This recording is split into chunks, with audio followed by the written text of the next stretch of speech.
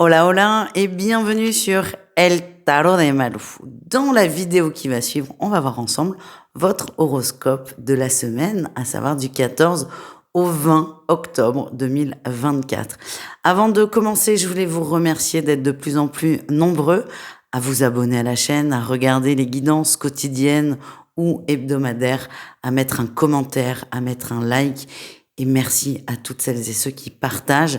C'est la seule façon de soutenir la chaîne. Et vraiment, merci infiniment, les amis.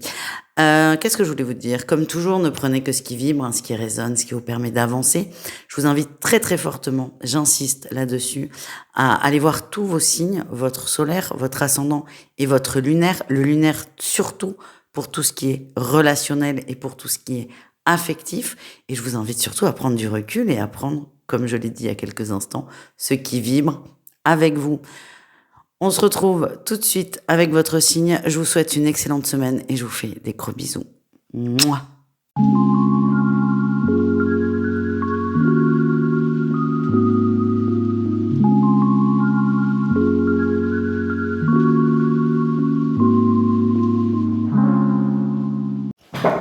Les taureaux, coucou, c'est à votre tour de voir vos énergies pour la semaine du 14 au 20 octobre 2024. J'espère que vous allez bien.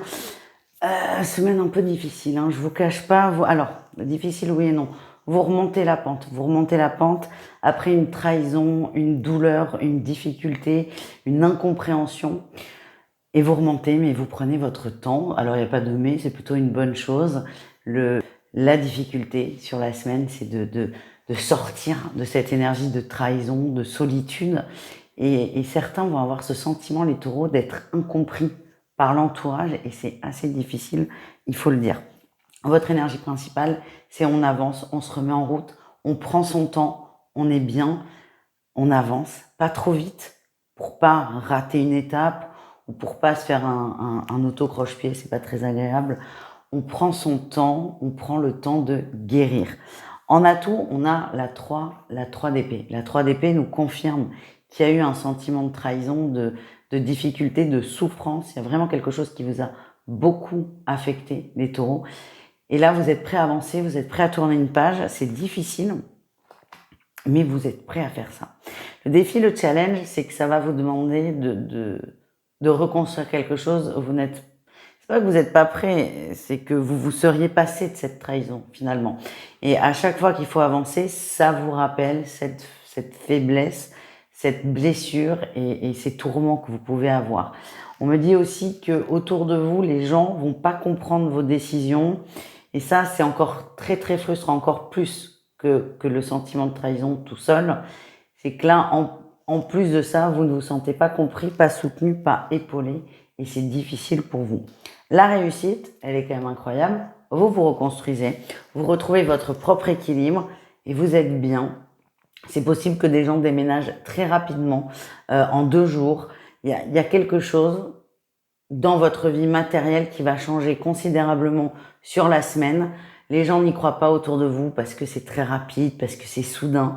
N'écoutez pas. Focalisez-vous sur vos besoins, vos envies. Et la réussite, c'est que vous allez vous stabiliser, vous allez vous poser, vous allez être bien. Voilà les amis. On continue avec un message professionnel, les taureaux. Les taureaux, votre atout, on a l'ermite. Vous prenez le temps. Vous prenez le temps de réfléchir, vous prenez le temps de vous reconnecter à vous, de vous reconnecter sur votre richesse intérieure, sur vos capacités, sur vos qualités, sur vos faiblesses aussi, pourquoi pas, c'était une force de les connaître. En tout cas, vous prenez le temps d'aller à l'intérieur de vous. C'est possible, les taureaux, que certains soient en vacances, soit en arrêt maladie. Je vous vois pas faire une grosse semaine de travail, en fait. Je vous vois tranquille, chez vous, à vous ressourcer. Le défi, le challenge, c'est qu'à un moment, il faudrait quand même sortir de cette vibration.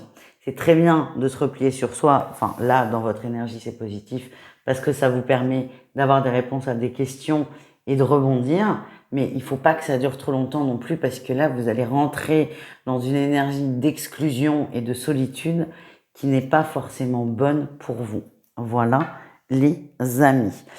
On continue avec le relationnel en général, c'est-à-dire vous et le reste du monde. Alors, Votre tirage, il est assez paradoxal.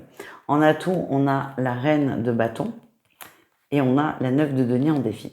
Le message que j'ai, c'est que vous êtes très magnétique, très charismatique, les gens viennent vers vous. Les gens viennent vers vous naturellement.